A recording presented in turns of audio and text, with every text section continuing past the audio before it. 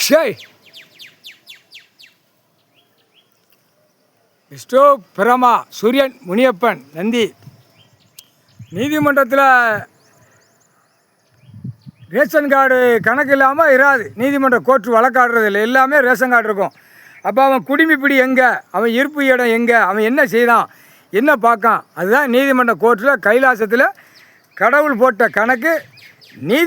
நீதி அரசர் போட்ட கணக்கு தப்பாது. இராணுவ தளபதியார் போட்ட கணக்கு தப்பாது.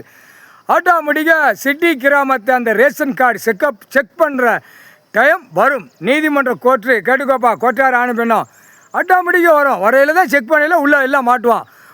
மாட்டி உள்ளே உட்காந்துருப்பான். கூவ மாதிரி இப்போ எப்படி 2 காலக்கையை பிளந்து போகிறான், அப்படியே திருக்கி விட்ருவான். உனக்கு அவ்வளோ திமிராலே அப்படின்னு சொல்லிக்கிட்டே திருக்கி விடுவான்.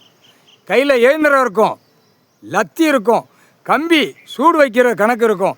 திருக்கிறது கையில் நல்லா இப்போ உள்ள டாக்டர் குளோஸை போட்டிருக்கானா, போட்டு தானே டாக்டர் சிசரம் பண்ணி இருக்கான். அந்த மாதிரி கையில் அவனும் இராணுவ வானரப்பட குளோஸை போட்டிருப்பான். அதான் ஒரு திருக்கிட்டு ஒரு குட்டுப்பு.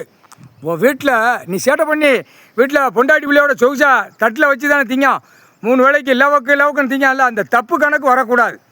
ஆண்டவன் பகவான் என்ன கொடுத்துருக்கான், கடவுள் என்னடா கொடுத்துருக்கான், ஈஸ்வரன் பரமசிவன் பூமியில் விவசாயம்.